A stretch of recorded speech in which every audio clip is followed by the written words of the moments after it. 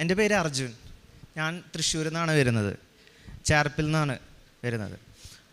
ഞാനിവിടെ ഉടമ്പടി എടുത്തത് ഡിസംബർ 27 2022 ഞാൻ ഇന്ന് ഉടമ്പടിയിൽ ഒരു നിയോഗം എൻ്റെ നടന്നിട്ടുള്ളൂ. ആ നിയോഗം ഏറ്റവും പ്രധാനപ്പെട്ട ഒരു നിയോഗമായിരുന്നു. എന്താണെന്ന് വെച്ചാൽ എൻ്റെ അനീത്തിയുടെ മകൻ, അവൻ്റെ പേര് ആദിനാഥ് എന്നാണ്. അവന് ജനിച്ച നാൾ മുതൽ ഇന്ന് ഈ 2023 ഫെബ്രുവരി വരെ അവന് ഹോസ്പിറ്റൽ അഡ്മിഷൻ എന്ന് പറയുന്നത് 18 മാസത്തിൻ്റെ ഇടയിൽ 16 ഹോസ്പിറ്റൽ അഡ്മിഷനാണ് വന്നത്. അത് പാലക്കാടായാലും തൃശ്ശൂർ, എറണാകുളം, ഈ 3 ജില്ലയിൽ ആശുപത്രിയിലാണ് വന്നത്.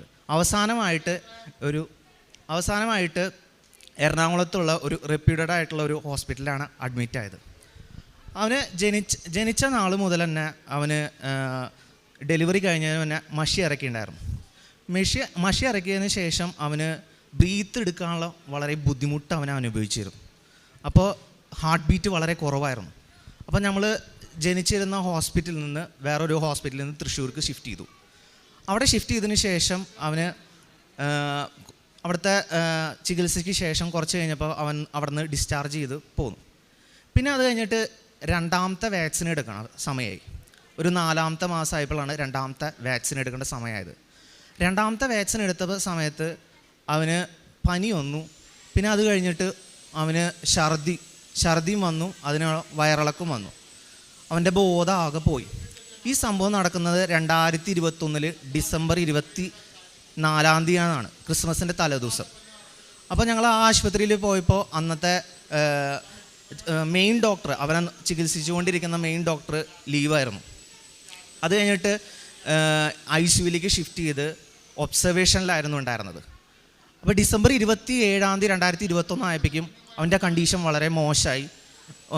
ആകെ തീരെ ബോധമില്ലാണ്ട് ഒരു 24 മണിക്കൂർ അവൻ ഒബ്സർവേഷനിലിരുന്നു.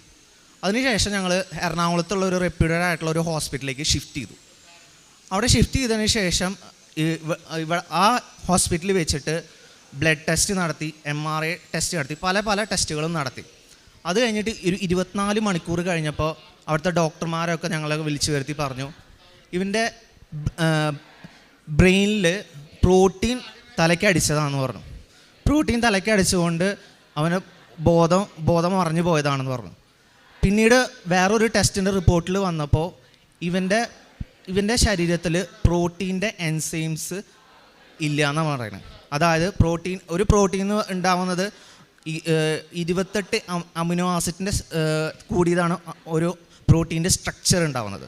അതിൽ പ്രോട്ടീൻ ദഹിക്കാനുള്ള ഒരു എൻസൈംസ് ഇല്ലാത്തതുകൊണ്ട്, ലിവറിലില്ലാത്തതുകൊണ്ട് അവന് പ്രോട്ടീൻ കണ്ടന്റുള്ള ഭക്ഷണം കഴിക്കാൻ പറ്റില്ല. അപ്പോൾ പ്രോട്ടീൻ കണ്ടന്റില്ലാത്ത ഭക്ഷണം കഴിക്കാണ്ട് ഇവന് ഡയറ്റ് ഫോളോ ചെയ്തുകൊണ്ടിരിക്കുകയായിരുന്നു. അപ്പോൾ പ്രോട്ടീൻ്റെ അളവ് കൂടിയാലും കുറഞ്ഞാലും പ്രശ്നമാണ്. കൂടി കഴിഞ്ഞാൽ വോമിറ്റിങ്ങും വരും, ഛർദിയും വരും, ബോധക്ഷയം വേണ്ടു. ഇങ്ങനെ 2022 വർഷത്തിൽ ഞങ്ങൾ എല്ലാ മാസത്തിലും ആശുപത്രി കയറി ഇറങ്ങുകയുണ്ടായിരുന്നത്. ഇപ്പോൾ ഏകദേശം ഒരു 14 അഡ്മിഷൻ കഴിഞ്ഞതിന് ശേഷമാണ് ഞങ്ങൾ എറണാകുളത്തെ അഡ്മിഷൻ. അവിടുത്തെ പ്രോട്ടീൻ്റെ കുറവുള്ള ഒരു ബാലൻസ്ഡ് ഡയറ്റ് അവർ ഫോളോ ചെയ്യാൻ പറഞ്ഞു. അപ്പോൾ പ്രോട്ടീൻ കണ്ടന്റില്ലാത്ത ഭക്ഷണം കഴിച്ചതുകൊണ്ട് ദേഹത്ത് മൊത്തം റാഷസ് വന്നു. റെഡ് കളറുള്ള റാഷസാണ് വന്നത്. അപ്പോൾ പിന്നെ അത് അവർ ടെസ്റ്റ് ചെയ്തപ്പോൾ അമിനോ ആസിഡിൽ ഐസോലോസിൻ എന്ന് പറഞ്ഞൊരു കണ്ടൻറ്റ് വളരെ കുറവുള്ളതുകൊണ്ടാണ് പ്രോട്ടീൻ കുറവുള്ളത് കാണിക്കുന്നത് പറഞ്ഞത്. അതിനുശേഷം ഐസോലോസിൻ്റെ ഒരു പൊടി കൊടുത്തപ്പോൾ അവൻ അത് റിക്കവർ ചെയ്ത് വന്നു. പിന്നെ അത് കഴിഞ്ഞ് ഞങ്ങളുടെ ഈ ബുദ്ധിമുട്ട് മനസ്സിലാക്കിയിട്ട് അവിടുത്തെ സൂപ്രണ്ടൻ്റായിട്ടുള്ള നേഴ്സുമാർ 2 പേരുണ്ടായിരുന്നു. ഒന്ന് സിന്ധു സിസ്റ്ററും ഒന്ന് മേരി സിസ്റ്ററാണ് ഞങ്ങളുടെ അടുത്ത് കൃപാസനത്തിനെ കുറിച്ച് പറയുന്നത്. കൃപാസനത്തിനെ കുറിച്ച് പറഞ്ഞിട്ട് ഞങ്ങളുടെ അടുത്ത് പറയുന്നത് ഡിസംബർ 22 2022 ആ 2 സിസ്റ്റർമാർ പറഞ്ഞിട്ട് 3 ദിവസം ഉടമ്പടി തൈലം വെച്ചിട്ട് വിശ്വാസ പ്രമാണം ചൊല്ലി മോൻ്റെ വയറ്റിലൊക്കെ തടവി പ്രാർത്ഥിച്ചു. 24 ഞങ്ങൾ ഡിസ്ചാർജായി. ഇപ്പോൾ ഞങ്ങൾ കൃപാസനത്തിനെ കുറിച്ച് അറിഞ്ഞു. അത് കഴിഞ്ഞിട്ട് 27 ഞാൻ വന്നിട്ട് ഇവിടെ ഉടമ്പടി എടുത്തു. ഉടമ്പടി എടുത്തിട്ട് ഞങ്ങൾ ഉടമ്പടി സാധനങ്ങളായിട്ട് ഉപ്പ്, തേനും പിന്നെ ഉടമ്പടി തൈലവും ഒക്കെ ആയിട്ട് ഞാൻ പോയി. അതിനുശേഷം 27 ഉടമ്പടി എടുത്തതിന് കഴിഞ്ഞ ശേഷം 5 ദിവസം കഴിഞ്ഞാൽ ന്യൂ ഇയറാണ്. ന്യൂ ഇയർ ദിവസം ഈ മകൻ എന്ത് ചെയ്തു, വെഞ്ചിരിച്ച ഈ അമ്മയുടെ കൃപാസന മാതാവിൻ്റെ ഇല്ലേ കാശുരൂപം വിഴുങ്ങാൻ ശ്രമിച്ചു. ആ വിഴുങ്ങാൻ ശ്രമിച്ചതിന് ശേഷം അവൻ്റെ അമ്മയുണ്ടായിരുന്നു, അമ്മ അവൻ്റെ അടുത്തുണ്ടായിരുന്നു. അവൻ്റെ വായിൽ നിന്ന് എടുത്തു മാറ്റിയതിന് ശേഷം പിന്നെ അവന് ആകെ ടെൻഷൻ കയറിയിട്ട് അവന് പിന്നീട് ഭക്ഷണം കൊടുക്കുമ്പോൾ ഛർദി തന്നെ വന്നു. പിന്നെ ഞങ്ങൾ വീണ്ടും എറണാകുളത്ത് തന്നെ വീണ്ടും ആശുപത്രിയിലേക്ക് ഷിഫ്റ്റ് ചെയ്തു. ആ സമയത്ത് ബ്ലഡൊക്കെ ചെക്ക് ചെയ്ത് നോക്കിയപ്പോൾ അവൻ്റെ ബ്ലഡിലെ pH ഫാക്ടറിൽ വളരെ കുറവ് കാണുന്നുണ്ടായിരുന്നു. അതുപോലെ അസിഡോസ് ഉണ്ടായിരുന്നു. അങ്ങനെ മിനറൽസിൽ പല വ്യത്യാസങ്ങളും, പൊട്ടാസ്യം ആയാലും സോഡിയം ആയാലും വളരെ കുറവ് കണ്ടുന്നു. അപ്പോൾ പിറ്റേ ദിവസം ജനുവരി 2-ാം തീയതി എൻ്റെ അനിയത്തി രാത്രി എന്നെ വിളിച്ച് പറയാം, ഞങ്ങൾക്ക് നാളെ കൃപാസനത്തിൽ പോവാം, ഇവിടെ ഇരുന്നിട്ട് ഐസിയുൻ്റെ മുന്നിൽ ഇരുന്നിട്ട് ഒരു സ്വസ്ഥതയും കിട്ടുന്നില്ല എന്ന് പറഞ്ഞു എൻ്റെ അനിയത്തി. അതിനുശേഷം എൻ്റെ അമ്മേനെ ഐസിയുലത്തെ ആ ഹോസ്പിറ്റലിലെ കാര്യങ്ങൾ ഏൽപ്പിച്ച് കഴിഞ്ഞിട്ട് ഞങ്ങൾ രണ്ടുപേരും പുലർച്ചെ 3 മണിക്ക് പ്രതീക്ഷീകരണ പ്രാർത്ഥന ഹോസ്പിറ്റലിൽ ഗസ്റ്റ് ഹൗസിൽ പ്രാർത്ഥിച്ചതിന് ശേഷം ഞങ്ങൾ 3 മണിക്ക് ഇവിടെ നിന്ന് പോകുന്നു, 5 മണിക്ക് ഇവിടേക്ക് പോന്നു. ഇവിടെ വന്നതെന്ന് വെച്ച് കഴിഞ്ഞാൽ ഞങ്ങൾ ഉടമ്പടി എടുക്കാൻ വേണ്ടിയല്ല ഇവിടെ വന്നത്. ഞങ്ങൾ പ്രാർത്ഥിച്ചിട്ട് നേരെ ഐസിയിലേക്ക് പോകാനാണ് പറഞ്ഞു. അപ്പോൾ ഞങ്ങൾ ഇവിടുത്തെ ഒരു സ്റ്റാഫിൻ്റെ അടുത്ത് ചോദിച്ചു, എൻ്റെ അനിയത്തി ഞാൻ ഉടമ്പടി ഇവിടെ എടുക്കുന്ന ദിവസം തന്നെ അവൾ ഓൺലൈനായിട്ട് വീട്ടിൽ നിന്ന് എടുത്തിട്ടുണ്ടായിരുന്നു. അപ്പോൾ ഞാൻ ഇവിടുത്തെ ഒരു സ്റ്റാഫിൻ്റെ അടുത്ത് ചോദിച്ചു, ഞങ്ങൾ ഓൺലൈനായിട്ട് ഓൾറെഡി ഉടമ്പടി എടുത്തിട്ടുണ്ടെന്ന് പറഞ്ഞു. അപ്പോൾ ആ സ്റ്റാഫ് എൻ്റെ അടുത്ത് പറഞ്ഞു, ഇവിടെ വന്ന് ഈ അൽത്താരയിൽ ഈ തീർത്ഥാടന കേന്ദ്രത്തിൽ നിന്ന് ഉടമ്പടി എടുക്കുകയെന്ന് വെച്ചാൽ വളരെ സ്ട്രോങ് ആയിരിക്കും എന്ന് പറഞ്ഞു. അപ്പോൾ ഒന്നും നോക്കിയില്ല, ഞങ്ങൾ അന്ന് ജനുവരി സമയത്ത് ആദ്യമായിട്ടാണ് 7 മണിക്ക് ബാച്ച് തുടങ്ങിയിട്ടുണ്ടായിരുന്നത്. ഞങ്ങൾ 10 മണിക്ക് ഉണ്ടാവുമെന്നാണ് വിചാരിച്ചത്. 7 മണിക്ക് ബാച്ച് തുടങ്ങിയത് കൊണ്ട് ഞങ്ങൾ 7 മണിക്കുള്ള ബാച്ചിൽ കയറി. 7 മണിക്ക് ബാച്ചിൽ കയറി കഴിഞ്ഞിട്ട് ഞങ്ങൾ ഉടമ്പടി അനിയത്തിയെ കൊണ്ട് ഉടമ്പടി എടുത്തതിന് ശേഷം ഞങ്ങൾ നേരിട്ട് ഐസിയുടെ മുന്നിലേക്ക് പോയി. പിന്നെ ഐസിയുടെ മുന്നിൽ പോയപ്പോൾ മോന് വേണ്ടിയിട്ട് ഉടമ്പടി തൈലമൊക്കെ പരട്ടുന്നുണ്ടായിരുന്നു, ഉപ്പ് വെതറുന്നുണ്ടായിരുന്നു, അനിയത്തി അവിടെ പോയിട്ട് ചെയ്യുന്നുണ്ടായിരുന്നു. പിന്നെ നമുക്ക് അവന് ഒരു ഉടമ്പടി എടുത്ത ഒരു ജനുവരി 3-ാം തീയതി ചൊവ്വാഴ്ച ഒരു ദിവസമാണ്. ബുധനാഴ്ച അവന് വന്നതെന്ന് വെച്ച് കഴിഞ്ഞാൽ 12 തവണ ഒരു ദിവസം ഛർദ്ദിച്ചത്. 12 തവണ ഒരു ചെറിയ കുട്ടി, 1.5 വയസ്സായൊരു കുട്ടിയാണ് 12 തവണ ഛർദ്ദിച്ചു. ആ 12 തവണ ഛർദ്ദിച്ചതിന് ശേഷം ഞങ്ങളുടെ അടുത്ത് ഡോക്ടർമാരും ബാക്കിയുള്ള അവിടുത്തെ എക്സ്പെർട്ടഡ് ആയിട്ടുള്ള ഡോക്ടർമാരൊക്കെ ഞങ്ങളുടെ അടുത്ത് വന്നിട്ട് പറഞ്ഞു, നമുക്കൊരു പാനലായിട്ടുള്ള ഒരു മീറ്റിംഗ് ഡിസ്കഷൻ വയ്ക്കാമെന്ന് പറഞ്ഞു. അപ്പോൾ ഒരു വെള്ളിയാഴ്ച ഞങ്ങൾ വന്നിട്ട് ഒരു പാനൽ മീറ്റിംഗ് വെച്ചു. അപ്പോൾ ഞങ്ങൾ അന്ന് 2 പേര് ഉടമ്പടി എടുത്തിട്ടുണ്ട്. മോന് വേണ്ടി 2 പേര്, ഞാനും എടുത്തിട്ടുണ്ട്, എൻ്റെ അനിയത്തി എടുത്തിട്ടുണ്ട്. ഞങ്ങൾ കൃപാസന മാതാവിൻ്റെ ഉടമ്പടി കാശുരൂപം കയ്യിൽ വെച്ചുകൊണ്ട് ഞങ്ങൾ ആ പാനൽ മീറ്റിങ്ങിന് പങ്കെടുക്കാൻ പോയി. ഞങ്ങളുടെ കൂടെ കൃപാസന മാതാവും ഉണ്ട് എന്ന് വെച്ചിട്ട് ഞങ്ങൾ ആ മീറ്റിങ്ങിൽ പങ്കെടുക്കാൻ പോയി. ആ മീറ്റിങ്ങിൽ ഞങ്ങൾ പങ്കെടുക്കാൻ പോയപ്പോൾ ഞങ്ങൾക്ക് കേൾക്കാൻ പറ്റാത്ത വളരെ വിഷമകരമായിട്ടുള്ള പല കാര്യങ്ങളാണ് ഞങ്ങൾക്ക് കേൾക്കേണ്ടി വന്നത്. മോൻ്റെ കണ്ടീഷൻ വളരെ മോശമാണെന്ന് പറഞ്ഞു. ഡോക്ടർമാരെല്ലാവരും പറഞ്ഞു, ഇപ്പോൾ ലിവറിൽ പ്രോട്ടീൻ ദഹിക്കാനുള്ള എൻസൈംസ് ഇല്ലാത്തത് കൊണ്ട് ഇപ്പോൾ ലിവറിൻ്റെ കണ്ടീഷൻ വളരെ മോശമാണ്. ഇപ്പോൾ ഈ ലിവർ റിവേഴ്സ് ചെയ്ത് കഴിഞ്ഞാൽ മോൻ രക്ഷപ്പെടുള്ളൂ എന്ന് പറഞ്ഞു. ഇതൊരു വെള്ളിയാഴ്ച ദിവസമാണ് നടന്നത്. അത് ഞങ്ങൾക്കൊരു ദുഃഖവെള്ളിയായിരുന്നു. അതിനുശേഷം ഞങ്ങൾക്ക് ഒരു ഞായറാഴ്ച ആയപ്പോഴേക്കും മോൻ്റെ ബ്ലഡിൽ ഇൻഫെക്ഷൻ കയറി. അവൻ സെൻട്രൽ വെയിനാണ് ഇട്ടുണ്ടായിരുന്നത്, ഈ കഴുത്തിൻ്റെ ഭാഗത്താണ് സെൻട്രൽ വെയിൻ ഇട്ടുള്ളത്. അവന് വെയിൻ കിട്ടാനായിട്ടുള്ള ബുദ്ധിമുട്ടാണ്. അവനൊരു ട്രിപ്പ് കയറ്റുമ്പോൾ എപ്പോഴും കുത്തേണ്ട അവസ്ഥയാണ് അവൻ്റെ ശരീരത്തിൽ ഉണ്ടാവാറ്. അപ്പോൾ ഒരു 16 ഒരു അഡ്മിഷൻ വന്നിട്ടുണ്ടെങ്കിൽ എത്ര തവണ ആ മകൻ്റെ ദേഹത്ത് കുത്തിയിട്ടുണ്ടാവും, അവൻ്റെ വേദന എത്രത്തോളം ഉണ്ടാവും. അപ്പോൾ അവന് സെൻട്രൽ വെയിൻ കിട്ടി കഴിഞ്ഞ് കഴിഞ്ഞാൽ ഇൻഫെക്ഷൻ കയറാനുള്ള സാധ്യത വളരെ കൂടുതലാണെന്ന് ഞങ്ങൾക്ക് അറിയാമായിരുന്നു. അപ്പോൾ ഇൻഫെക്ഷൻ കയറിയപ്പോൾ നമുക്ക് അതിൽ ഇൻഫെക്ഷൻ്റെ ടെസ്റ്റ് നടത്തിയപ്പോൾ ഫംഗൽ ഇൻഫെക്ഷൻ ആണെന്നാണ് കണ്ടത്. ഫംഗൽ ഇൻഫെക്ഷൻ ആണെന്ന് കണ്ടപ്പോൾ ഭയങ്കര ഡേഞ്ചറായിട്ടുള്ള കാര്യമാണെന്ന് പറഞ്ഞു. വെൻറ്റിലേറ്ററിലേക്ക് കയറ്റേണ്ടി വരുമെന്ന് പറഞ്ഞു. അപ്പോൾ വെൻറ്റിലേറ്ററിലേക്ക് കയറ്റണതിന് മുമ്പ് നമുക്ക് അമ്മയിൽ ഭയങ്കരമായിട്ട് വിശ്വാസം ഉണ്ടായിരുന്നു. അമ്മയിലുള്ള വിശ്വാസം കൂടാനുള്ള കാരണം എന്ന് പറഞ്ഞു കഴിഞ്ഞാൽ ഇതിൻ്റെ ഇടയിൽ എൻ്റെ അനിയത്തി അവൾക്ക് യൂട്രസിൽ PCODയുടെയും എൻഡോമെട്രിക്സിൻ്റെയും പ്രശ്നം ഉണ്ടായിരുന്നു. ഒരു വർഷമായിട്ട് ആ പ്രശ്നം ഉണ്ടായിരുന്നു.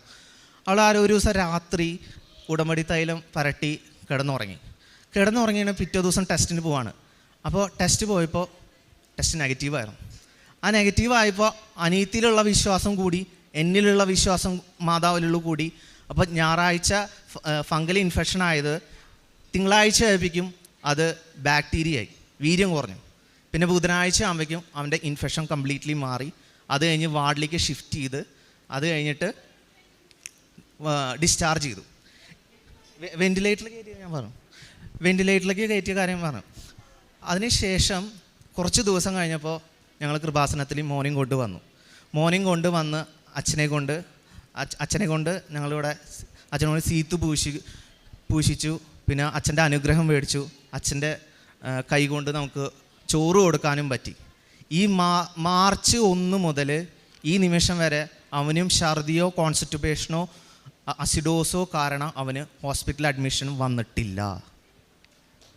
ഇതാണ് എൻ്റെ സാക്ഷ്യം.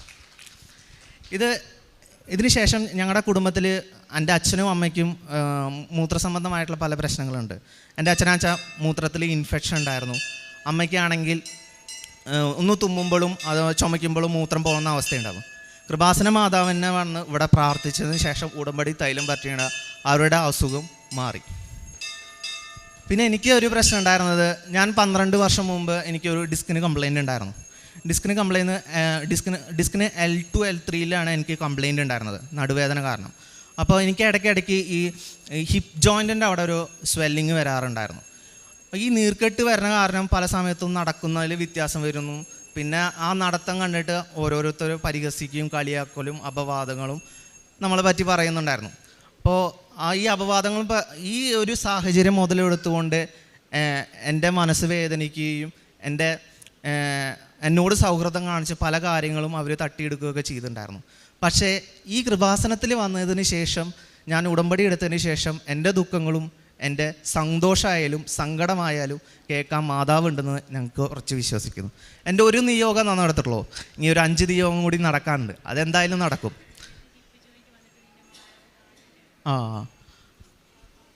പിന്നെ ഹിപ്പ് ജോയിൻറ്റിൻ്റെ കാര്യം, ഹിപ്പ് ജോയിൻറ്റിൽ എൻ്റെ വേദന മാറിയതെന്ന് വെച്ചാൽ ഞാനൊരു ദിവസം കിടന്നുറങ്ങുന്ന സമയത്ത് എൻ്റെ കാലും ആരോ പിടിച്ച് വലിക്കണ മാതിരി തോന്നി. ഞാൻ ആകെ നല്ല വേദന ഉണ്ടായിരുന്നു ആ സമയത്ത് നല്ല വേദന ഉള്ളതുകൊണ്ട് പിന്നെ കാലുമ ഒഴിഞ്ഞിട്ട് ഞാൻ കിടന്നുറങ്ങി. പിന്നെ 2 ദിവസം കഴിഞ്ഞപ്പോൾ എൻ്റെ അമ്മ പറഞ്ഞു എൻ്റെ അടുത്ത്, നിൻ്റെ നടത്തത്തിലുള്ള വ്യത്യാസമൊക്കെ മാറില്ലോ, ഇപ്പം എന്താ നിനക്ക് ഒരു നോർമലായിട്ട് ഒരു കുട്ടി നടക്കണ മാതിരിയാണ് എന്ന് എൻ്റെ അമ്മ പറഞ്ഞു. എന്നിട്ടാണ് ഞാൻ അമ്മയുടെ ആ അനുഗ്രഹവും കൂടി ഞാനിവിടെ വിട്ടുപോയതാണ്. പിന്നെ എനിക്കുണ്ടായിരുന്നത് ഞാൻ വിശ്വാസം. ഹല്ലേലൂയ. എൻ്റെ പേര് അമൽ ജോസഫ്. ഞാൻ വന്നിരിക്കുന്നത് UK നിന്നാണ്. നമുക്ക് ഇവിടെ പ്രത്യക്ഷ സാക്ഷിയായിട്ട് എന്നെ ഇവിടെ നിർത്തിയതിന് മാതാവിനും ഈശോയ്ക്കും ഞാൻ പ്രത്യേകം നന്ദി പറയുന്നു. എനിക്ക് ജീവിതത്തിൽ വളരെയധികം അത്ഭുതങ്ങൾ പ്രവർത്തിച്ചിട്ടുണ്ട്. ഞാൻ സാധാരണ ഒരു ക്രിസ്ത്യാനിയായിട്ട് ജീവിച്ചു പോന്നിരുന്നു. വല്ലപ്പോഴും പള്ളിയിൽ പോവുകയും പള്ളിയുടെ ഏറ്റവും പുറകിൽ നിന്ന് പ്രാർത്ഥന കാണുകയും ചെയ്തിരുന്ന ഒരു വ്യക്തിയായിരുന്നു. എൻ്റെ ഭാര്യ 2023 ഓൺലൈൻ ഉടമ്പടി എടുത്തു. അതുവഴി എൻ്റെ മകൾക്ക് എക്സിമ അസുഖം പൂർണ്ണമായില്ല, 90% അതിൽ നിന്ന് മോചനം ലഭിച്ചു. ഇത് കണ്ട് ഞാൻ സാധാരണ രീതിയിൽ ഞാൻ മദ്യപിക്കുകയും അങ്ങനെ മറ്റ് കാര്യങ്ങളിലൊക്കെ ആയിട്ട് ഭൗതിക ജീവിതത്തിൽ പോയിക്കൊണ്ടിരുന്ന ഒരു വ്യക്തിയായിരുന്നു. അപ്പോൾ ഇത് കാണുകയുണ്ടായി. അപ്പോൾ അതിൻ്റെ ആ സമയത്താണ് ഞാൻ കെയർ വിസയിലാണ് ഞാൻ അവിടെ പോയിരുന്നത്. അപ്പോൾ ഞാൻ IELTS എഴുതിക്കൊണ്ടിരിക്കുകയായിരുന്നു. എല്ലാ 2 മാസം കൂടുമ്പോഴും IELTS എഴുതുകയും അപ്പം നമുക്ക് രജിസ്റ്റേർഡ് നേഴ്സായിട്ട് വർക്ക് ചെയ്യാനുള്ളൊരു ആഗ്രഹത്തിൽ അങ്ങനെ എഴുതിക്കൊണ്ടിരുന്നു. അപ്പോൾ എനിക്കെപ്പോഴും സ്പീക്കിങ്ങിന് 7 അല്ല 7.5 കിട്ടിക്കൊണ്ടിരുന്നു. അപ്പോൾ എനിക്ക് ഒരു 3ാമത്തെ പ്രാവശ്യം ഞാൻ എഴുതിയപ്പോൾ എനിക്ക് 6.5 കിട്ടുകയുണ്ടായി. അപ്പോൾ ഞാൻ ഓർത്തു ഇതെന്താണ് എപ്പോഴും എനിക്ക് കിട്ടിക്കൊണ്ടിരുന്ന ഒരു സ്കോർ കുറഞ്ഞു പോയത്. അപ്പോൾ എൻ്റെ ഭാര്യ ചോദിക്കുകയുണ്ടായി, നിങ്ങൾ എത്ര നാളായി കുമ്പസാരിച്ചിട്ട് എന്ന്. അപ്പം ഞാൻ 2014 കല്യാണം കഴിച്ച സമയത്താണ് ഞാൻ കുമ്പസാരിച്ചത്. 2024 ഇങ്ങനൊരു ചോദ്യം ഉണ്ടായത്. 10 വർഷത്തോളം ഞാൻ കുമ്പസാരിച്ചിട്ടില്ലായിരുന്നു.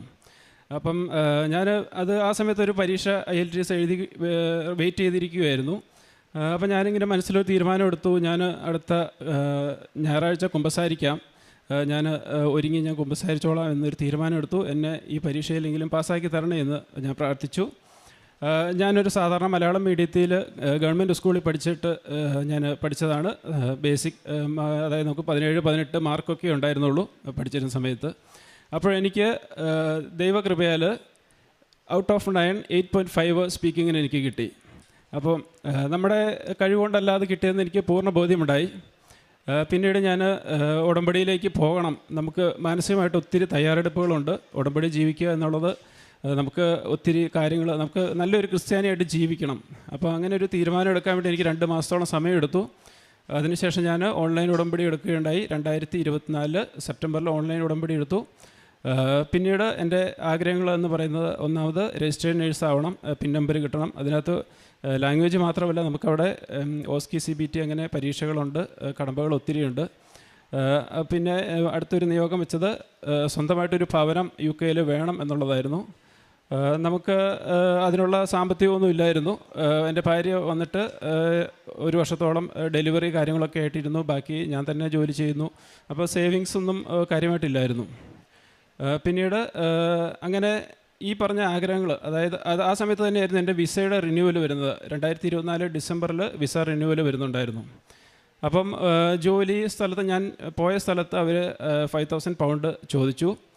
നമുക്ക് വിസ റിന്യൂ ചെയ്യുന്നതിന് അത്രയും ഒരു വലിയ തുകയാണ്. നമ്മൾ ജീവിതം മുന്നോട്ട് പോകുന്നതിന് നമുക്ക് ഒത്തിരി ചിലവുകൾ അവിടെയുണ്ട്. അപ്പം ഈ ഒരു തുക നമുക്ക് ബാധ്യതയായി മാറുമെന്നൊരു തോന്നലുണ്ടാവുകയും അപ്പം നമ്മൾ ഇൻ്റർവ്യൂകൾ അറ്റൻഡ് ചെയ്തു. അപ്പോൾ നിയോഗത്തിൽ ഇത് വെച്ചിരുന്നു, വിസ ഒരു സ്ഥലത്ത് കിട്ടുക, ജോലി കിട്ടുക, ഇതും വെച്ചിരുന്നതാണ്. അപ്പം ഞാൻ സെപ്റ്റംബറിൽ ഉടമ്പടി എടുത്തു. ഒക്ടോബറിൽ എനിക്കൊരു ഇൻ്റർവ്യൂ പാസ്സാവുകയും അതിൽ അവർ വിസ എനിക്ക് ഫ്രീ ആയിട്ട് തരികയും ചെയ്തു. അപ്പം ആദ്യത്തെ എൻ്റെ ഒരു നിയോഗം അത് സാധിച്ചു കിട്ടി. പിന്നീട് ഒക്ടോബറിൽ തന്നെ ഞങ്ങൾ വീടുകൾ കാണാൻ ശ്രമിച്ചിരുന്നു. അപ്പോൾ വീടുകൾ അവിടെ നമ്മൾ വ്യൂ ചെയ്ത് 3 മാസത്തോളം പ്രോസസ്സ് ചെയ്തിട്ടാണ് അതിൻ്റെ പ്രോസസ്സ് സക്സസ്ഫുൾ ആണെങ്കിലേ കിട്ടുകയുള്ളൂ. അപ്പോൾ അതിനകത്ത് നമുക്ക് പൈസ ഇല്ല. പക്ഷേ നമ്മുടെ സുഹൃത്തുക്കൾ, ദൈവകൃപയാൽ നമുക്ക് സുഹൃത്തുക്കൾ നമുക്ക് അത് അറേഞ്ച് ചെയ്ത് തരാമെന്നൊരു വാക്ക് തന്നു. അപ്പോൾ ഡിസംബർ 16 അവിടെ ഒരു ഹൗസ് ഞങ്ങൾക്ക് ലഭിച്ചു, കീ കിട്ടി. അപ്പം രണ്ടാമത്തെ ഒരു വലിയ നിയോഗമാണ്. നമ്മൾ കടമുണ്ടായിരുന്നു, 30,30,000 പൗണ്ടോളം കടമുണ്ടായിരുന്നു. പക്ഷേ സ്വന്തമായിട്ടൊരു ഭവനം അവിടെ കിട്ടി. പിന്നീട് ജനുവരി 2 തീയതി എനിക്ക് UK പിൻ നമ്പർ ലഭിച്ചു. അപ്പോൾ പിൻ നമ്പർ ലഭിക്കുക എന്ന് പറഞ്ഞാൽ അതിനകത്ത് IELTS കഴിഞ്ഞിട്ട് CBT, ഓസ്കി, അപ്പോൾ ഈ പരീക്ഷകളെല്ലാം ഞാൻ എഴുതുമ്പം എനിക്ക് അന്ന് ഓൺലൈൻ ഉടമ്പടി എടുത്തുകൊണ്ട് ഉപ്പ് മാത്രമേ എൻ്റെ കയ്യിലുണ്ടായിരുന്നുള്ളൂ. അപ്പം നമ്മൾ തമാശയായിട്ട് പല യുവജനങ്ങളും ചിന്തിക്കും, നമ്മൾ ഉപ്പ് കീബോർഡിലൊക്കെ ഇട്ട് കഴിഞ്ഞാൽ പരീക്ഷ പാസ്സാവുമെന്ന്. പക്ഷേ അത് ഞാൻ പാസ്സായി. ഞാൻ നഴ്സിങ്ങിൽ അത്ര എക്സ്പീരിയൻസിലുള്ള ആളല്ല. പക്ഷേ ആ ചോദ്യങ്ങളെല്ലാം എനിക്ക് തരണം ചെയ്യാൻ സാധിച്ചു. ഞാൻ തോൽക്കുമെന്ന് വിചാരിച്ച പരീക്ഷകൾ CBT പാസ്സായി, ഓസ്കി പാസ്സായി. ഓസ്കിക്ക് നമ്മൾ യൂണിഫോം ഇട്ട് പോകണം, അവിടെ നമ്മൾ ഡെമോൺസ്ട്രേറ്റ് ചെയ്യണം. അപ്പോൾ ഞാൻ പോക്കറ്റിൽ ഉപ്പ് ഇട്ടുകൊണ്ടാണ് പോയിരുന്നത്. അപ്പം അതും പാസ്സായി. അങ്ങനെ പിൻ നമ്പർ ജനുവരി 2 തീയതി എനിക്ക് പിൻ നമ്പർ ലഭിച്ചു. അപ്പം എൻ്റെ ആദ്യത്തെ 3 നിയോഗങ്ങളും സാധ്യമായി. ഞാൻ ഉടമ്പടിയിൽ നിലനിന്നു. ഞാൻ 90 ദിവസം കഴിഞ്ഞ് ഞാൻ ഉപേക്ഷിച്ചില്ല. നമ്മളെല്ലാവരും ചിന്തിക്കുമായിരിക്കും നമ്മുടെ കാര്യങ്ങളെല്ലാം സാധിച്ചിട്ടിട്ട് പോയാൽ മതിയെന്ന്. അപ്പോൾ ജനുവരി ഇത് പിൻ നമ്പർ കിട്ടിയപ്പോൾ ഞാൻ പുതിയ സ്ഥലത്ത് ജോലി ചെയ്തുകൊണ്ടിരിക്കുകയായിരുന്നു. അപ്പോൾ അവിടെ ഞാൻ ജോലി പോകുന്നു. ആ സമയങ്ങളിൽ കുറച്ച് ദൈവവിശ്വാസം, അതായത് നമ്മൾ സന്ധ്യാപ്രാർത്ഥനയെല്ലാം ഡിലേ ആക്കി. നമ്മൾ വീട് കിട്ടിയപ്പം വീടിൻ്റെ മെയിൻ്റനൻസും കാര്യങ്ങളൊക്കെ ആയിട്ട് പോയി. അപ്പോൾ ആ ഡിലേ വന്നു കഴിഞ്ഞപ്പോൾ നമുക്ക് ചെറിയൊരു പ്രശ്നങ്ങൾ വന്നു. ജോലിയിൽ പ്രൊബേഷൻ അവർ എക്സ്റ്റെൻഡ് ചെയ്യുന്നില്ല എന്ന് പറഞ്ഞു. അപ്പം അതൊരു വലിയ ബാധ്യതയാവും. നമ്മൾ കടമെടുത്ത് വീടെടുത്തു. അങ്ങനെ എൻ്റെ പ്രൊബേഷൻ എക്സ്റ്റെൻഡ് ചെയ്ത് കിട്ടിയില്ല.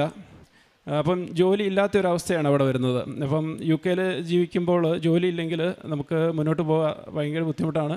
60 ദിവസത്തിനുള്ളിൽ നമ്മൾ തിരിച്ച് കയറി പോരണം. അതാണ് നിയമപരമായിട്ടുള്ള അവിടുത്തെ നടപടി. ദൈവത്തിൻ്റെ ഒരു വലിയ ഇടപെടൽ. ഞങ്ങൾ പ്രാർത്ഥനയിൽ ഉറച്ചു നിന്നു. പള്ളിയിൽ എന്നും പോവും. ഇംഗ്ലീഷ് കുർബാനയാണ്, ഞങ്ങൾ പള്ളിയിൽ പോവും. ഞാൻ അവിടെ പള്ളി വൃത്തിയാക്കാനും വെള്ളിയാഴ്ചകളിൽ അവിടെ പള്ളി വൃത്തിയാക്കുകയും അങ്ങനെ കാര്യങ്ങളൊക്കെ ആയിട്ട് മുന്നോട്ട് പോയി. വിസയിലൊരു തടസ്സവും വന്നില്ല. എനിക്കൊരു പേപ്പറും അവിടെ നിന്ന് അയച്ചു കിട്ടിയില്ല. ഇവിടുന്ന് ഞാൻ പല ഇൻ്റർവ്യൂകൾ അറ്റൻഡ് ചെയ്യുകയും പലയിടത്തും ആപ്ലിക്കേഷൻ ഇടുകയും ചെയ്തു.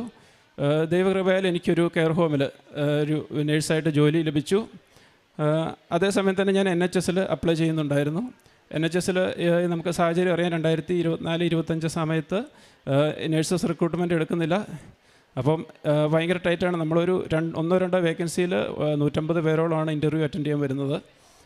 അപ്പോൾ നമുക്കത് ഭയങ്കര കോമ്പറ്റീഷനുള്ളൊരു ഇതാണ്. ഞാൻ 2-3 ഇൻ്റർവ്യൂ അറ്റൻഡ് ചെയ്തു. അതിനകത്ത് നമുക്ക് ഒരു സാധ്യതയില്ല. അപ്പോൾ ഒരു ദൈവിക ഇടപെടൽ പോലെ ഞങ്ങളുടെ യൂണിറ്റിലേക്ക്, ഞങ്ങളുടെ പള്ളിയുടെ യൂണിറ്റിലേക്ക്, ഞങ്ങളുടെ ഇതിലേക്ക് ഒരാൾ വരികയുണ്ടായി. അവർ പറഞ്ഞു അവരുടെ ഡിപ്പാർട്ട്മെൻറ്റിൽ ഒരു വേക്കൻസി വരാൻ പോകുന്നുണ്ട്, നിനക്ക് അപ്ലൈ ചെയ്യാം. അപ്പോൾ അത് തക്ക സമയത്ത് നമ്മൾ ദൈവത്തെ ഉപേക്ഷിച്ചില്ല, നമുക്ക് ദൈവം തക്ക സമയത്തൊരു വേക്കൻസി ഉണ്ടാക്കി തരികയും ആ ഇൻ്റർവ്യൂ അറ്റൻഡ് ചെയ്യാൻ എനിക്ക് പോകാൻ സാധിക്കുകയും ചെയ്തു. അപ്പോൾ 2025 ഓഗസ്റ്റ് അച്ഛൻ അവിടെ ധ്യാനത്തിന് വന്നിരുന്നു. അപ്പോൾ ഞങ്ങൾ അവിടെ ഉടമ്പടി എടുക്കുകയും ഞാനും ഭാര്യയും കാശ് രൂപം ഞങ്ങൾക്ക് കിട്ടി. ഞാൻ കാശ് രൂപം പിടിച്ചിട്ടായിരുന്നു ഇൻ്റർവ്യൂവിന് അറ്റൻഡ് ചെയ്ത്. ഞാൻ തൈലം തൂത്തി ഉപ്പ് നമ്മൾ കയറുന്നതിന് മുമ്പ് സൈഡിൽ ഇട്ടു. ഞാൻ ഒരു നുള്ളു ഉപ്പ് കഴിച്ചു. കാരണം നമുക്ക് നല്ല വ്യക്തമായി സംസാരിക്കാനും അതിൽ നമുക്ക് നല്ല ആൻസറുകൾ പറയണതിൽ ദൈവവും ഈശോയും ഉണ്ടെങ്കിൽ നമുക്കത് സാധിക്കുകയുള്ളൂ. അങ്ങനെ ആ ഇൻ്റർവ്യൂ ക്രാക്ക് ചെയ്തു. ഞാനത് പാസ്സായി. ഒക്ടോബർ 6-ാം തീയതി NHSൽ എനിക്ക് രജിസ്റ്റേർഡ് നഴ്സായിട്ട് ഒരു ജോലി ലഭിച്ചു. അപ്പോൾ നമ്മൾ ധ്യാനം എല്ലാ ചൊവ്വാഴ്ചകളും നമ്മൾ ഓൺലൈനിൽ കൂടുന്നതാണ്. അച്ഛൻ പറയുന്ന പോലെ നമുക്ക് എല്ലാ കാര്യങ്ങളും കിട്ടിക്കഴിഞ്ഞിട്ട് നമ്മൾ ദൈവത്തെ ഉപേക്ഷിക്കാൻ പറ്റില്ല. നമുക്ക് എത്രയും വേഗം വന്ന് ഇവിടെ സാക്ഷ്യം പറയുക എന്നുള്ളൊരു എനിക്ക് മനസ്സിൽ തോന്നലുണ്ടാവുകയും ഞാൻ മാനേജരോട് സംസാരിച്ചപ്പോൾ അവർ എനിക്ക് ഒരാഴ്ച അവധി എനിക്ക് തന്നു. അങ്ങനെ ഞാൻ ടിക്കറ്റ് എടുത്ത് ഞാൻ ഒറ്റയ്ക്കാണ് വന്നിരിക്കുന്നത്. അപ്പം സാക്ഷ്യം പറയുക എന്നുള്ള ഇതിലേക്കും ഉടമ്പടി പുതുക്കുന്നതിനും വേണ്ടിയാണ് ഞാനിവിടെ വന്നിരിക്കുന്നത്. അപ്പോൾ ഉടമ്പടിയിൽ ഉറച്ചു നിന്ന് ദൈവത്തോട് ചേർന്ന് നിന്ന് ജീവിക്കാനാണ് ഞാനും ഇനിയും ആഗ്രഹിക്കുന്നത്. ഇനി ഇതിനകത്ത് ഒരു അത്ഭുതമെന്ന് പറയട്ടെ. ഞാൻ കഴിഞ്ഞ 30-ാം തീയതി, അതായത് ജനുവരി 30-ാം തീയതിയാണ് ഞാൻ ഇങ്ങോട്ട് ടിക്കറ്റ് എടുത്തത്. എനിക്ക് ഉച്ച കഴിഞ്ഞ് ഫ്ലൈറ്റാണ്. അപ്പം 29-ാം തീയതി ഇതിനകത്തൊരു വേറൊരു കഥയുണ്ട്. ഞാൻ നേഴ്സാണെങ്കിലും ഞാൻ വാഹന ബിസിനസ് അവിടെ ചെയ്യുന്നുണ്ട്. നമ്മൾ വാഹനം വാങ്ങിച്ച് വിൽക്കുന്നുണ്ട്. അപ്പോൾ അങ്ങനെ ഞാൻ ഓപ്ഷനിൽ നിന്ന് വണ്ടി എടുക്കും. എനിക്ക് 6ഓളം വണ്ടികൾ അവിടെ കിടക്കുകയാണ്. അപ്പോൾ ഞാൻ ഇങ്ങോട്ട് വരുന്നതിന് മുമ്പ് എൻ്റെ കയ്യിൽ ആകെ 4000 പൗണ്ടാണ് കിടക്കുന്നത്. അപ്പോൾ ഈ കടം തീർത്തിട്ട് ഇവിടെ വന്നിട്ടുള്ള ചിലവിനുള്ള പൈസ ഒന്നുമില്ല. അപ്പം 3 വണ്ടി എനിക്ക് വിൽക്കാൻ ഇട്ടിട്ടുണ്ട്. അപ്പം ഞാനിത് നമ്മൾ മെറിറ്റ് വെച്ച് ഞാൻ 2 ആഴ്ചയോളം ശ്രമിച്ചിട്ട് ആ വണ്ടികളൊന്നും പോയില്ലായിരുന്നു. അപ്പോൾ ഭാര്യ പറഞ്ഞു, മാതാവിനോട് പറഞ്ഞു, ഞാൻ പോകുന്നതിന് മുമ്പ് ഈ 3 വണ്ടി വിറ്റിരുന്നെങ്കിൽ ഞാൻ സാക്ഷ്യം പറയുമെന്ന് പറഞ്ഞു. അപ്പം വ്യാഴാഴ്ച എനിക്ക് നൈറ്റ് ഡ്യൂട്ടിയാണ്. വെള്ളിയാഴ്ച ഞാൻ രാവിലെ ഇങ്ങോട്ട് പോരുകയാണ്. അപ്പം വ്യാഴാഴ്ച ഉച്ച കഴിഞ്ഞ് ഈ 3 വാഹനവും വിറ്റു. വണ്ടി ഓടിച്ച് നോക്കാതെ പോലും ആൾക്കാർ മേടിച്ചുകൊണ്ട് പോയി. അപ്പം അങ്ങനെ ഒരു പ്രത്യക്ഷ സാക്ഷിയാക്കി ആ ഒരു ചെറിയൊരു കാര്യമാണെങ്കിൽ പോലും അതൊരു ദൈവത്തിൻ്റെ ഒരു വലിയ ഇടപെടലാണെന്ന് എനിക്ക് ഉറപ്പുണ്ട്. അപ്പം ഈശോയ്ക്കും മാതാവിനും 1000 നന്ദി പറയുന്നു. ഈ സാക്ഷ്യം ഞാൻ ഈ ആൾക്കാരിൽ സമർപ്പിക്കുന്നു. ഇനിയും ഉടമ്പടിയിൽ ഉറച്ചു നിൽക്കുന്നതായിരിക്കും. ഇനി ഞാൻ കാരുണ്യപ്രവൃത്തിയും പ്രേക്ഷിത പ്രവർത്തനം ചെയ്യുന്നത്. പ്രേക്ഷിത പ്രവർത്തനം നമുക്കവിടെ നമ്മൾ ചെയ്യുന്ന ജോലി സ്ഥലത്ത് രോഗികളോട് സന്തോഷത്തോടും അവരോട് നല്ല കരുണയോടും പെരുമാറാൻ ഞാൻ ശ്രമിക്കുന്നു. പിന്നെ ഞാൻ നാട്ടിലേക്ക് പൈസ അയച്ചു കൊടുക്കുന്നുണ്ട്. വൈഫിൻ്റെ അമ്മ വഴി അവർ ചാരിറ്റി പ്രവർത്തനങ്ങളിലേക്ക് പൈസ കൊടുക്കാറുണ്ട്. പിന്നെ ആർക്കെങ്കിലും പഠിക്കാനോ അങ്ങനെ എന്തെങ്കിലും അവസരമുണ്ടെങ്കിൽ അതിനുള്ള പൈസ ഞാൻ പ്രത്യേകമായിട്ട് അയച്ച് അവളുടെ വൈഫിൻ്റെ വീട്ടിലേക്ക് അയച്ചു കൊടുക്കാറുണ്ട്. അപ്പോൾ അവർ അത് കൊടുക്കുന്നതായിരിക്കും. പള്ളി മുഖേന അവരെ കണ്ടുപിടിച്ച് അവർക്ക് കൃത്യമായ സ്ഥലങ്ങളിൽ എത്തിക്കുന്നു. പിന്നെ ഞാൻ അവിടെ UK-യിലാണെങ്കിലും പള്ളി എല്ലാ വെള്ളിയാഴ്ചകളിലും വൃത്തിയാക്കുകയും അതുമായിട്ട് ബന്ധപ്പെട്ട് ചെയ്യുന്നു. പിന്നെ ഞാൻ അവിടുത്തെ ഞങ്ങളുടെ പള്ളിയുടെ യൂണിറ്റിൻ്റെ പ്രസിഡൻ്റായിട്ട് എനിക്ക് അവിടെ ഒരു സ്ഥാനം, ഞാൻ ദൈവത്തോട് ചേർന്ന് നിൽക്കുന്നതുകൊണ്ട് ആ ഉത്തരവാദിത്വം എന്നെ ഏൽപ്പിച്ചിരിക്കുന്നു. പിന്നെ അങ്ങനെ നമ്മളെല്ലാവരും ദൈവത്തിലേക്ക് ചേർന്ന് നിന്നാൽ നമുക്ക് അനുഗ്രഹങ്ങൾ വാരിക്കോരി കിട്ടുമെന്ന് എനിക്ക് ഉറപ്പ് തരാൻ സാധിക്കും. കാരണം ദൈവമാണ് ഇതിനെല്ലാം നമുക്ക് മാധ്യസ്ഥം നിൽക്കുന്നത് ഈശോയും മാതാവുമാണ്. അപ്പോൾ അല്ല നമ്മുടെ കഴിവുകൊണ്ട് നമ്മൾ മുന്നോട്ട് പോയാൽ ഒന്നും നേടുകയില്ല. തോൽവികളുണ്ടായാലും അതൊരു നല്ലൊരു വലിയൊരു ലക്ഷ്യത്തിലേക്ക് ദൈവം നമ്മളെ നയിക്കുന്നതാണ്. ഉടമ്പടിയിൽ ഉറച്ചു നിൽക്കുക. ദൈവത്തിനും ഈശോയ്ക്കും മാതാവിനും നന്ദി. സങ്കീർത്തനങ്ങൾ 38, 18, 21, 22 തിരുവചനങ്ങൾ. ഞാൻ എൻ്റെ അകൃത്യങ്ങൾ ഏറ്റുപറയുന്നു, എൻ്റെ പാപത്തെപ്പറ്റി അനുതപിക്കുന്നു. കർത്താവെ, എന്നെ കൈവിടരുതേ. എൻ്റെ ദൈവമേ, എന്നിൽ നിന്ന് അകന്നിരിക്കരുതേ. എൻ്റെ രക്ഷയായ കർത്താവെ, എന്നെ സഹായിക്കുവാൻ വേഗം വരണമേ. അമൽ ജോസഫ് എന്ന ഈ സഹോദരൻ തൻ്റെ ഉടമ്പടി ജീവിതത്തിൽ ലഭിച്ച പരിശുദ്ധമ്മയുടെയും ഈശോയുടെയും സവിശേഷമായ സംരക്ഷണത്തെയും അനുഗ്രഹങ്ങളെയുമാണ് ഈ അൾത്താരയിൽ സാക്ഷ്യപ്പെടുത്തിയത്. സഹോദരൻ ആ സാക്ഷ്യം തുടങ്ങുമ്പോൾ തന്നെ സൂചിപ്പിച്ചു, മലയാള മീഡിയത്തിൽ സാധാരണ സ്കൂളിൽ പഠിച്ച് ഒരു ആവറേജ് മാർക്കോടുകൂടി പഠനം നാട്ടിൽ പൂർത്തീകരിച്ച് UK-യിലേക്ക് പോയ വ്യക്തിയാണ്. അവിടെ ചെന്ന് കഴിഞ്ഞാൽ കെയർ വിസയിൽ ഇങ്ങനെ ജോലികളൊക്കെ ആയി പോകുന്നു. IELTS ഒത്തിരി തവണ എഴുതി അത് ക്ലിയർ ചെയ്യുന്നില്ല. അതുകൊണ്ട് രജിസ്റ്റേർഡ് നേഴ്സായി ജോലി എടുക്കണമെന്ന് ആഗ്രഹമുണ്ടെങ്കിലും അതൊന്നും സാധിക്കാതിരുന്ന നാളുകളിലാണ് അമ്മ മാതാവിൻ്റെ ഉടമ്പടിയെക്കുറിച്ച് അറിയുന്നത്. അത് ജീവിത പങ്കാളിക്ക് എടുത്ത ഉടമ്പടിയിലൂടെ കുഞ്ഞിന് ലഭിച്ച രോഗത്തിൻ്റെ സൗഖ്യത്തിലൂടെയാണ് വിശ്വാസം പകർന്നു കിട്ടുന്നത്. അതിലൂടെ ഓൺലൈൻ ഉടമ്പടി എടുത്ത് പിന്നീട് പരീക്ഷകളിലേക്ക് പോകുന്നത്, ഓരോ പരീക്ഷകളും വിജയിക്കുന്നത്, RN നേഴ്സായി അപ്രൂവൽ ലഭിക്കുന്നത്, NHSൽ ജോലി ലഭിക്കുന്നത്, അങ്ങനെ ആ സാക്ഷ്യത്തിൽ പടിപടിയായി ഉടമ്പടിയിൽ വിശ്വാസമർപ്പിക്കുകയും ഉടമ്പടി ജീവിതത്തിൻ്റെ ഭാഗമായി വിശ്വസ്തതയിൽ ആഴപ്പെടുത്തി ജീവിക്കുകയും ചെയ്യുമ്പോൾ അമ്മ മാതാവും ഈശോയും കരം പിടിച്ചുകൊണ്ട് പ്രതിസന്ധികളിൽ നിന്നും കൂടുതൽ സുഗമമായ ജീവിതാവസ്ഥകളിലേക്ക് സഹോദരനെ കൈപിടിച്ച് നടത്തിയതിൻ്റെ സാക്ഷ്യമാണിത്. ഓരോ തവണയും എടുത്തു പറയുന്നുണ്ട്, ഒരു പരീക്ഷയും എൻ്റെ കഴിവ് കൊണ്ടല്ല, അമ്മ മാതാവിൻ്റെയും ഈശോയുടെയും കൃപയാൽ മാത്രം എനിക്ക് സാധിച്ചതാണ്. എനിക്കത്രയേറെ വിഷയത്തിൻ്റെ പ്രാവീണ്യമോ നേഴ്സിംഗ് സ്കില്ലോ ഭാഷാ പരിജ്ഞാനമോ എനിക്കില്ല. എങ്കിലും എൻ്റെ അമ്മ മാതാവ് ഏതൊരു പരീക്ഷയ്ക്ക് ഞാൻ ചെന്നിരിക്കുമ്പോഴും എന്നെ സഹായിക്കുകയും ഞാൻ വിശ്വാസ പ്രഖ്യാപനത്തിൻ്റെ ഭാഗമായി ഉടമ്പടി ഉപ്പ് ഞാൻ വിതറി പ്രാർത്ഥിച്ചു കൊണ്ടത് അറ്റൻഡ് ചെയ്യുമ്പോൾ യാതൊരു തടസ്സവും ക്ലേശവുമില്ലാതെ വിജയിക്കുവാൻ എന്നെ സഹായിക്കുകയും ചെയ്യുന്നുവെന്ന്.